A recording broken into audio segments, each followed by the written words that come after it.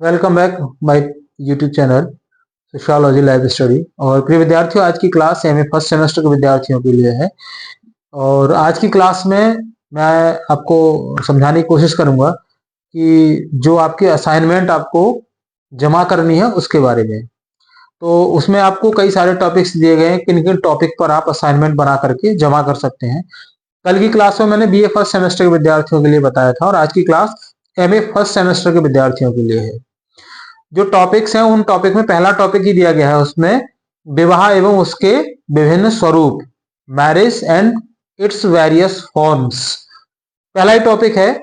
इसके अलावा और कई सारे टॉपिक्स उसमें दिए गए हैं, तो किसी भी टॉपिक पर आप अपनी सुविधा अनुसार बना सकते हैं। और जो पेज की लिमिट दी गई है उसमें 15 से 20 पेज आपको बनाने हैं असाइनमेंट के। तो बड़े आसानी से 15 से 20 पेज के बीच में आप बना सकते हैं। तो थोड़ा सा आपको जो इसकी खास जानकारी है उसके बारे में बताऊंगा। तो पहले जो आपको जो ध्यान रखना है वो ध्यान ये रखना है कि जो आपकी फाइल है वो फाइल आपको 15 से 20 पेज के बीच में बनानी है, यानी 15 पेज से कम नहीं होने चाहिए और 20 पेज से ज्यादा ना हो, ये इतना आपका रहेगा। दूसरा, A4 साइज का जो पेज है आप उसे आप इस्तेमाल करेंगे अपनी फाइल को बनाने में, A4 साइज का पेपर।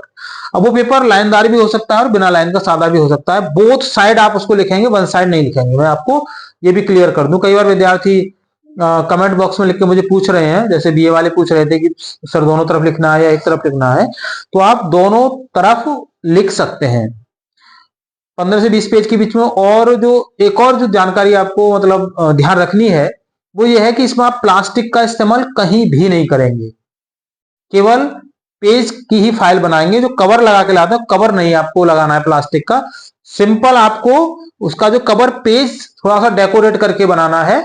और डेकोरेट कैसे करना है वो मैंने यहाँ पे बता रखा है आपको, कि आप इस तरीके से हिंदू कॉलेज को ऐसे थोड़ा कर्व टाइप में आप लिखेंगे।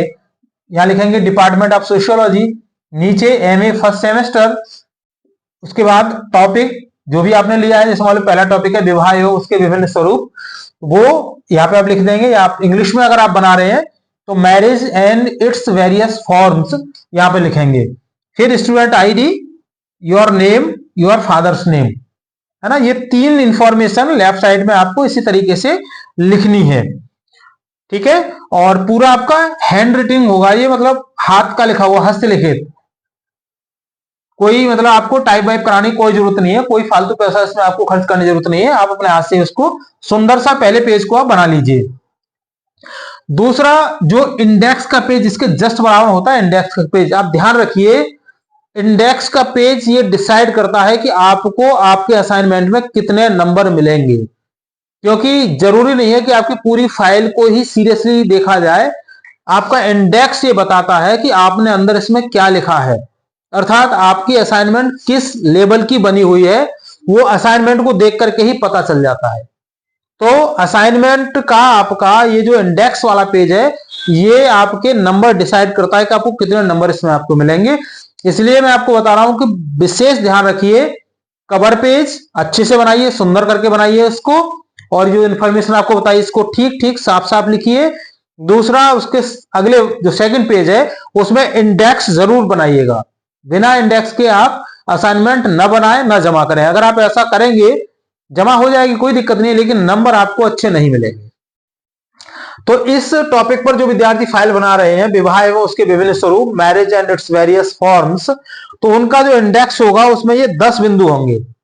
और यहां पर मैंने पेज भी बता दिए आपको कि किस में किस जो आपका हेडिंग है उसके कितने पेज आपको इसमें लिखने हैं। तो एक पेज आपका ये कवर पेज हो गया, एक इंडेक्स का पेज हो जाएगा, और 16 पेज में आपकी ये फाइल बन जाएगी ना, 18 पेज की टोटल आपकी फाइल बन जाएगी। तो 15 से 20 के बीच में ये आ रही है, ना कम है ना ज्यादा है, बीच में है ना। पेज की संख्या भी बिल्कुल सही है। तो इंडेक्स में आप मतलब कौन कौन से आप सब हेडिंग देंगे, और फिर इनको आप अगले जाके जो पेज नंबर 3, 4, 5, 6 होंगे उनमें आप डिटेल करते हुए चले जाएंगे।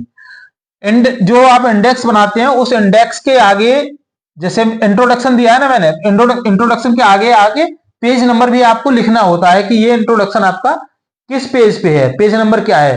पेज की मार्किंग कर देते हैं आप, 1, 2, 3, 4, 5, 6 जो भी पेज आपके हैं, तो यहां पर उसके आगे पेज लिख देते हैं कि किस पेज पर है। तो आप क्या करेंगे इसमें इंडेक्स में पहला इंट्रोडक्शन अर्थात परिचय, ये आप एक पेज का लिखेंगे, केवल सिंगल पेज में आपका इंट्रोडक्शन हो जाएगा। नंबर 2 हेडिंग है आपका, उसमें आप लिखेंगे meaning and definitions of marriage, विवाह का अर्थ और परिभाषाएं। इसमें आप 2 पेज आप आराम से बना सकते हैं।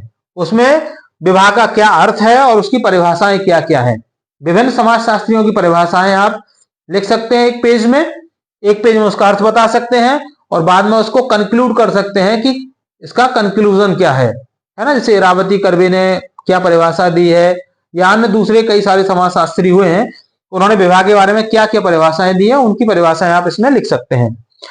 तीसरा जो आपका हेडिंग है यहाँ पे, यानी उसमें आप लिखेंगे कैरेक्टरिस्टिक्स ऑफ मैरिज, अर्थात विवाह की विशेषताएं। एक पेज आप इसका लिख सकते हैं। Number 4 objectives and functions of marriage, अर्थात विवाह के उद्देश्य और उसके कार्य क्या है, इसके भी आप 2 पेज लिख सकते हैं। फिर है फॉर्म्स ऑफ मैरिज, विवाह के प्रकार, मोनोगेमी एंड पॉलीगेमी, तो इसके भी आप 2 पेज लिख सकते हैं, है ना। बहुपति विवाह या बहुपत्नी विवाह, काफी चाहे तो काफी डिटेल आप इसकी दे सकते हैं, लेकिन आप इसके 2 पेज लिख दीजिए। फिर आता नंबर 6 पोलीगेनी एंड पोलेंड्री, बहुपत्नी विवाह और बहुपति विवाह, इसके भी आप 2 पेज लिख सकते हैं। Number 7 other forms of marriage, विवाह के और दूसरे कौन कौन से स्वरूप हैं इनके अलावा, जिसमें एंडोगेमी है, एक्सोगेमी है, लेविरेट है, सोरोडेट है, इस तरीके से बहुत सारे विवाहों के अन्य प्रकार भी हैं, है ना। लेविरेट के बारे में आप जानते होंगे, जिसको कहा जाता है देवर विवाह। कोई भी स्त्री जिसकी पति की मृत्यु हो जाती है तो वो अपने पति के भाई से विवाह कर लेती है, जिसको लेविरेट मैरिज कहा जाता है। इसी तरीके से सोरोडेट मैरिज, किसी भी पुरुष की जब पत्नी की मृत्यु हो जाती है तो वो अपनी पत्नी की बहन से ही विवाह कर लेता है, इसको कहा जाता है सोरोडेट मैरिज, या इसको साली विवाह भी कहा गया है। तो इस तरीके इसके अलावा भी और कई सारे विवाह के प्रकार हैं, उनको आप यहां पर लिख सकते हैं। 8 नंबर पर है मैरिज इन इंडियन सोसाइटी, जो भारतीय समाज है उसमें विवाह क्या है, विवाह को किस तरीके से समझा गया है, तो इसका 1 पेज लिख सकते हैं। विवाह एक संस्था है ना, कितना महत्व विवाह को दिया जाता है भारतीय समाज में, है ना, उसके क्या तरीके हैं, ये सारे आप यहां पर लिख सकते हैं। 9 नंबर है चेंजिंग पैटर्न्स ऑफ मैरिज, विवाह के बदलते स्वरूप। आज आप देख रहे हैं जैसे मॉडर्नाइजेशन है, यानी आधुनिकीकरण का क्या प्रभाव है विवाह रूपी संस्था पे, एजुकेशन शिक्षा का क्या प्रभाव है, अर्बनाइजेशन नगरीकरण का क्या प्रभाव है, वीमेन एम्पावरमेंट जो महिला सशक्तिकरण है इसका क्या प्रभाव है।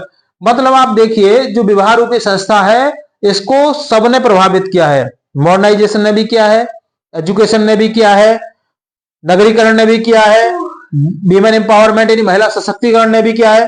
कैसे, किस तरीके से, आज आप देखेंगे इंटरकास्ट मैरिज है उनका प्रचलन बढ़ा है, अंतरजातीय विवाह तेजी से बढ़ रहे हैं, इंटर रिलीजन मैरिज भी हो रहे हैं जो पहले नहीं होते थे, अंतर धार्मिक विवाह यानी कि एक धर्म का व्यक्ति दूसरे धर्म की स्त्री से, दूसरे धर्म की स्त्री दूसरे धर्म के पुरुष से विवाह आसानी से कर पा रहे हैं, और ये संभव हो पाया है आधुनिकीकरण के परिणाम स्वरूप, शिक्षा के परिणाम स्वरूप, या जिसको हम कहते हैं जो अर्बनाइजेशन है नगरीकरण है उसके परिणाम स्वरूप, या वीमेन एम्पावरमेंट यानी महिला सशक्तिकरण के परिणाम स्वरूप। अर्थात महिलाएं इतनी सशक्त हो गई हैं कि वो अपने विवाह के बारे में अपना डिसीजन खुद ही लेने में सक्षम है, उन्हें किसी की हेल्प की मदद की कोई जरूरत नहीं है, वो स्वेच्छा से विवाह रूपी जो संस्था है उसका निर्माण कर रही है। तो ये क्या है, ये चेंजिंग पैटर्न्स है मैरिज के।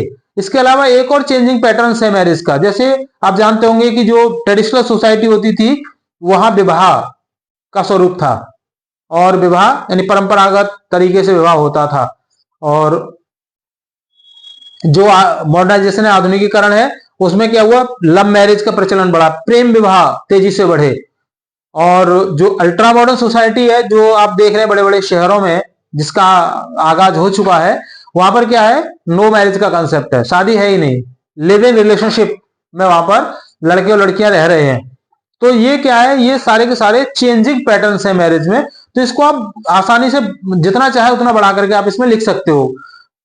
और लास्ट में है नंबर 10 पे कंक्लूजन। निष्कर्ष के रूप में आप बता सकते हो कि विवाह जो है वो एक गतिशील संस्था है। जैसे जैसे समाज हमारा परिवर्तित होता है, जैसे जैसे जो सोसाइटी का स्ट्रक्चर चेंज होता है, अर्थव्यवस्थाएं बदलती हैं, उसी तरीके से जो हमारी संस्था है विवाह, उसमें भी परिवर्तन होते रहते हैं।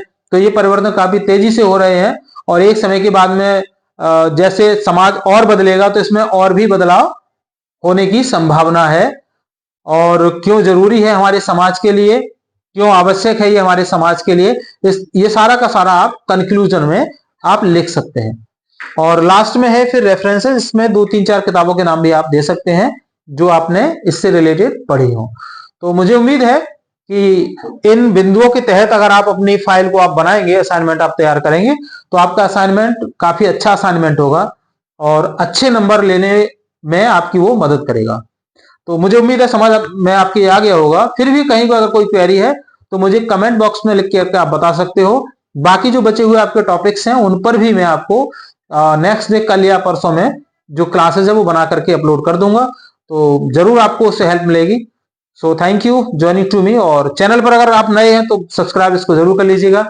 वीडियो पसंद आए तो लाइक शेयर कीजिएगा उन सभी विद्यार्थियों के लिए जो असाइनमेंट बनाने वाले हैं, जो एमए फर्स्ट सेमेस्टर के विद्यार्थी हैं, जिससे कि वो उनकी मदद हो सके। तो मिलेंगे अगली क्लास में, तब तक के लिए जय हिंद।